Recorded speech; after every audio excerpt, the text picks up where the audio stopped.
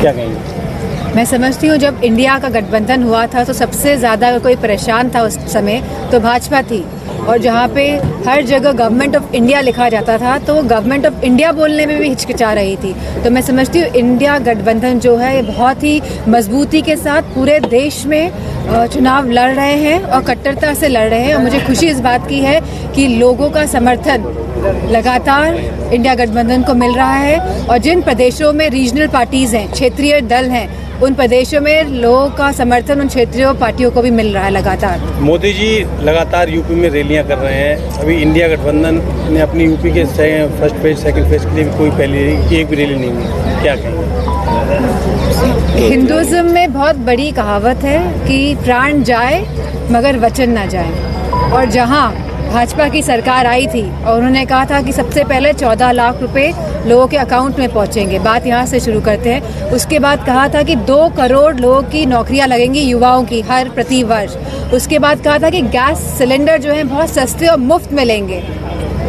उसके बाद कहा था कि पेट्रोल डीजल के दाम कम कर दिए जाएंगे। तो इस तरह की बहुत सारी बातें कही गई, जहाँ कहा गया था कि जो बिजली की व्यवस्था में सुधार लाया जाएगा, जहाँ कहा गया था कि आवारा पशुओं की जो परेशानियां हैं जिससे हमारा किसान त्रस्त है आज, उसमें भी सुधार किया जाएगा, उन परेशानियों को हटाया जाएगा। तो कहीं ना कहीं यह सरकार जो जो बातें कहती आई है उन सभी में विफल रही है, और मुझे पूरा भरोसा है कि लोगों का साथ, समर्थन और प्यार समाजवादी पार्टी के साथ है। मोदी जी फॉरेन कंट्री से कई वॉलंटियर बुला रहे हैं इलेक्शन में, लोकसभा चुनाव वोटिंग के लिए। ये उनका वॉलंटियर फॉर विदेश से वॉलंटियर बुला रहे, इंडियन वॉलंटियर भारतीयों को बुलाया जा रहा है इंडिया में, ताकि बीजेपी का प्रचार हो सके। ये उनका डर है।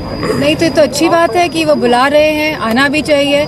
तो मैं, क्योंकि आपने बात उठाई है, तो मैं मैनपुरी क्षेत्र के सभी लोगों को कहूँगी जो भी बाहर है वो वापस आए और बढ़ चढ़ के इस चुनाव में हिस्सा ले और वोट करें। मैडम, पहली बार थोड़ी हो रहा है कि वॉलंटियर इस बार बुलाए गए, उससे पहले बुलाए सकते, इस बार ही क्यों बुलाया जा रहा है? खलबली मची हुई है शासन को कि कहीं ना कहीं लोगों के जनाधार में उनको घटता हुआ दिखाई दे रहा है, क्योंकि लोग खुश नहीं हैं, क्योंकि लोग समझ रहे हैं कि इनकी करनी और कथनी में बहुत फ़र्क है, और इनकी जो नीतियां हैं वो लोगों को कहीं ना कहीं पिछाड़ रही हैं। मैडम, मैनपुरी में विरासत के तौर पे लोकसभा सीट जो है वो आपकी जिम्मेदारी है, और आप यहाँ पे प्रत्याशी भी समाजवादी पार्टी की साइड से। भाजपा यहाँ के कैबिनेट मंत्री जयवीर सिंह को मैदान में उतारने वाली है। मेरा सवाल ये है कि जिस तरह से आप लगातार आरोप लगाते रहे, पार्टी आरोप लगाती रही, इंस्टीट्यूशन का दुरुपयोग होता रहा है, इस बार भी अगर कैबिनेट मंत्री जो अभी सरकार में है, कैबिनेट मंत्री वो प्रत्याशी हो रहे हैं, तो ऐसे में इंस्टीट्यूशन का दुरुपयोग होगा, आप किस तरह से लड़ेंगे चुनाव?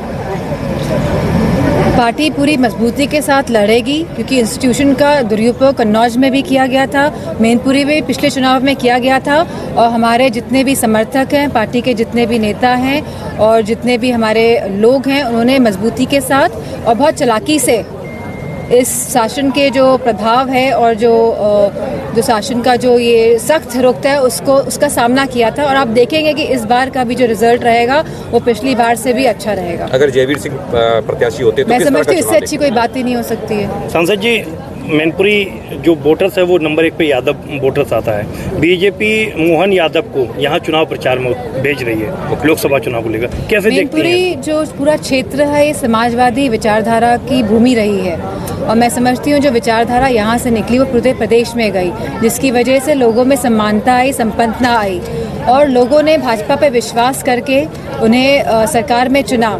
लेकिन जिन बातों के साथ चुना गया भाजपा को, उन सभी बातों में वो नाकामयाब कहीं ना कहीं साबित हुई है, और लोग त्रस्त हैं, परेशान हैं, और मैं समझती हूँ कि पूरा साथ समर्थन समाजवादियों को यहाँ की जनता का मिलेगा। चलिए, ठीक, थैंक यू।